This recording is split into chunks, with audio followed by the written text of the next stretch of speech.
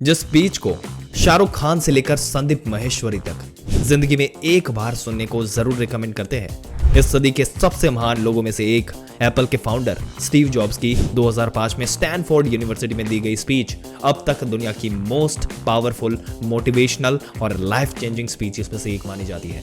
इसका कारण क्या है बताएं? क्योंकि इस स्पीच में स्टीव जॉब्स ने अपनी पूरी लाइफ को सिर्फ 3 कहानियों के जरिए बहुत ही खूबसूरती से बताया है, ताकि हम, आप और हमारे जैसे कई करोड़ लोग उन्हीं की तरह असल मायनों में सक्सेसफुल और फुलफिलिंग लाइफ जी सकें। इस स्पीच को देने से पहले स्टीव जॉब्स को पता चला कि उन्हें कैंसर है। सुबह 7:30 बजे उनकी बॉडी का स्कैन हुआ, जिसमें उनके पैनक्रियास में साफ साफ एक ट्यूमर दिख रहा था।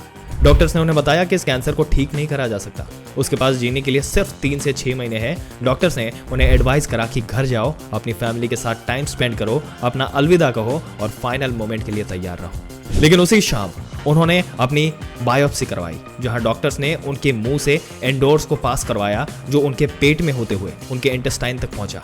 पैनक्रियास में सुई डालने के बाद कुछ ट्यूमर सेल्स को बाहर निकाला। वो वहां पर बस बेहोश थे, लेकिन उनकी वाइफ जो कि उनके साथ थी, उन्होंने स्टीव जॉब्स को बाद में बताया कि जब उनके ट्यूमर सेल को एग्जामाइन करा गया तो पता चला कि एक rare type of pancreatic cancer है, जिसे सर्जरी की मदद से ठीक करा जा सकता है। उन्होंने सर्जरी कराई और कैंसर खत्म कराया। दोस्तों, ये वो इंसिडेंट था जब वो मौत के इतने करीब आए थे। तब उन्हें एक बात पता चली कि कोई भी मरना नहीं चाहता। जो लोग मरने के बाद स्वर्ग जाना चाहते हैं, वो भी स्वर्ग जाने के लिए मरने के लिए तैयार नहीं है। डेथ वो डेस्टिनेशन है जो हम सब के लिए सेम है, और कोई चाहे कुछ भी कर ले, कोई भी इसके लिए कभी भी रेडी नहीं हो सकता। आपका टाइम इस दुनिया में लिमिटेड है, एक ना एक दिन ये सब खत्म हो जाएगा, इसलिए इस टाइम को किसी और की जिंदगी जीने में बर्बाद मत करो। तो हम स्टीव जॉब्स की लाइफ के 50 साल के एक्सपीरियंस और नॉलेज को अभी शेयर करने वाले हैं। स्टीव जॉब्स की स्पीच और उन्हीं के शब्दों में स्टीव जॉब्स जो कहते हैं, मेरी पहली कहानी कनेक्टिंग द डॉट्स है, जो कि मेरे जन्म से ही शुरू होती है 24 फरवरी 1955 को, जब जोआने शिबेल और उनके बॉयफ्रेंड अब्दुल फताह जिंदाली एक बेबी बॉय के पेरेंट्स बने। लेकिन स्टीव जॉब्स की मां जोआन, इनके पिता उनके इस रिलेशनशिप को कभी एक्सेप्ट नहीं करा, जिस वजह से स्टीव जॉब्स के दोनों पेरेंट्स को एक दूसरे से अलग होना पड़ा और अपने न्यू बॉर्न बेबी यानी कि स्टीव जॉब्स को एडॉप्शन के लिए छोड़ दिया। जोएन ने खुद एक कॉलेज ग्रेजुएट थी। वो चाहती थी कि उनके बेटे को एडॉप्ट करने वाले यानी कि गोद लेने वाले पेरेंट्स भी पढ़े लिखे हो, कॉलेज ग्रेजुएट ही हो, और इसलिए स्टीव के पैदा होने से पहले ये डिसाइड हो गया था कि उन्हें एक लॉयर और उनकी वाइफ गोद लेंगे। लेकिन जैसे ही स्टीव जॉब्स का जन्म हुआ, वो दुनिया में आए, उन लोगों ने स्टीव को एडॉप्ट करने से मना कर दिया, क्योंकि वो दोनों एक बेटे को गोद लेने की उम्मीद कर रहे थे। लेकिन वही दूसरा कपल भी था जिसे वेटिंग लिस्ट में डाला गया था। तभी कैलिफोर्निया के इस कपल को कॉल आया और उनसे पूछा कि एक लड़का पैदा हुआ है, आप इसे एडॉप्ट करने में इंटरेस्टेड है? उन पेरेंट्स ने फौरन हाँ कर दी। लेकिन mother Joanne adoption paper sign करने में थोड़ा संकोच कर रही थी, क्योंकि एडॉप्ट करने वाली लेडी क्लारा जॉब्स भी कभी कॉलेज ग्रेजुएट नहीं हुई और उनके हस्बैंड पॉल जॉब्स ने हाई स्कूल को भी पास नहीं करा। लेकिन दोनों पेरेंट्स ने जोएन को बहुत कन्विंस करने की कोशिश की और उनसे प्रॉमिस करा कि वो उनके बेटे को जरूर कॉलेज पढ़ने भेजेंगे, जिस पर जोएन मान गई। पॉल और क्लारा जॉब्स ने इस बेबी को एडॉप्ट करा, जिसका नाम उन्होंने रखा स्टीवन पॉल जॉब्स, और इस तरह स्टीव जॉब्स की कहानी शुरू होती है। और 17 साल के बाद अपने इन पेरेंट्स की सारी जमा पूंजी लगाने के बाद स्टीव फाइनली एक महंगे कॉलेज में गए। इतने पैसे लगाने के 6 महीने बाद स्टीव को कॉलेज की पढ़ाई में कोई वैल्यू नजर नहीं आ रही थी, और यहाँ पर उन्हें पता भी नहीं था कि उन्हें जिंदगी में क्या करना है, और कॉलेज भी उनकी मदद नहीं कर रहा था। जहाँ बस वो अपने पेरेंट्स की पूरी जिंदगी की सेविंग को खर्च कर रहे थे, और फिर वो एक डिसीजन लेते जो कि था कॉलेज क्विट करने का। वो बस इस होप में कॉलेज छोड़ देंगे कि सब कुछ वो आगे जाके ठीक हो जाएगा। उस टाइम पर यह डिसीजन लेना जिंदगी की सबसे बड़ी बेवकूफ़ी लग रही थी। उन्हें बहुत डर लग रहा था, लेकिन ये उनकी लाइफ का सबसे बेस्ट डिसीजन साबित हुआ। कॉलेज छोड़ने के साथ ही उन क्लासेस को भी छोड़ चुके थे जो उन्हें पसंद नहीं थी, और अब वो उन चीज़ों पर फोकस कर पा रहे थे जिसमें उनका एक्चुअल में इंटरेस्ट था। लेकिन ये सब इतना आसान नहीं था दोस्तों। उनके पास खाने को नहीं होता था, तो वो 5 सेंट्स में कोक की खाली बोतल बेचा करते थे।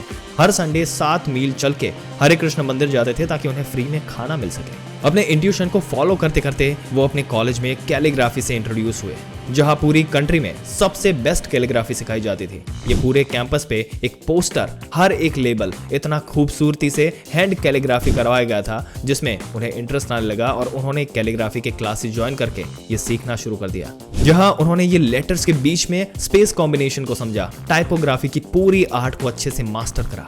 ये सब करते वक्त उन्हें जरा भी आइडिया नहीं था कि ये उनकी लाइफ में प्रैक्टिकली कैसे काम आने वाला है। लेकिन 10 साल बाद जब वो अपना सबसे पहला मैकिंटोश कंप्यूटर बना रहे थे, तब ये सब फुल सर्कल में आने लगा।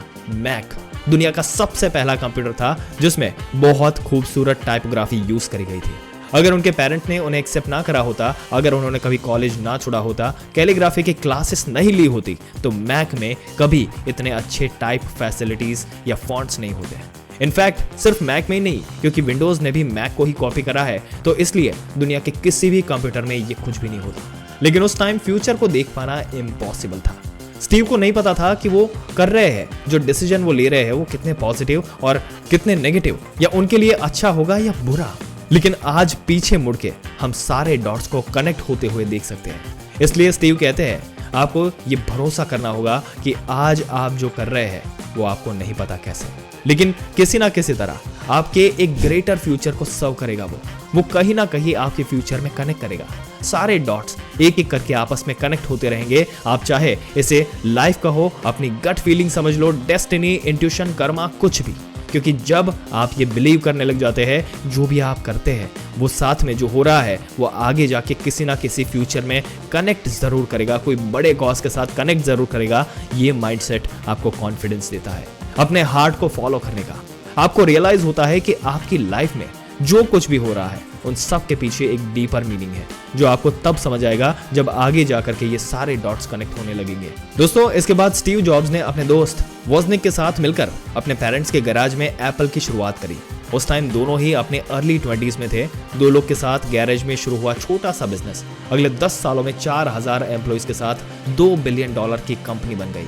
स्टीव सिर्फ 3 साल में ही उन्होंने अब तक अपना सबसे बेस्ट प्रोडक्ट मैकिंटोश रिलीज करा था। लेकिन उन्हें अपनी ही कंपनी, जिस कंपनी को स्टीव ने पूरी दिन रात मेहनत करके खड़ा किया था, उसी कंपनी से निकाल दिया गया। लेकिन दोस्तों, वो पब्लिक फिगर बन चुके थे। उस टाइम उन्हें ये अपनी लाइफ का सबसे वर्स्ट और बुरा फेज लग रहा था, लेकिन एप्पल से निकाला जाना उनकी लाइफ का सबसे अच्छा और इंपॉर्टेंट मोमेंट साबित हुआ। स्टीव कहते हैं the heaviness of being successful was replaced by the lightness of being kept beginner again.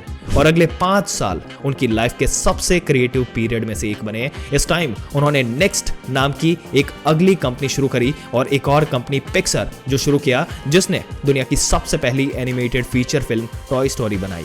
और पिक्सर दुनिया का सबसे सक्सेसफुल एनिमेटर स्टूडियो है। इस टाइम स्टीव अपनी वाइफ से मिले। दोस्तों, यहां पर स्टीव कहते हैं जब भी लाइफ में कुछ बुरा होता है ना, तो हमें कभी अपना फेथ, अपना विश्वास नहीं खोना चाहिए। आपको हमेशा उसे ही ढूंढना है जिसे आप प्यार करते हो, चाहे वो कोई इंसान हो या फिर वो आपका काम। दोस्तों, आपके क्या विचार है स्टीव जॉब्स की इस जिंदगी के बारे में, या जिंदगी से जो सीख मिली उसके बारे में? क्या आपको ये मोमेंट उनके पावरफुल लगे?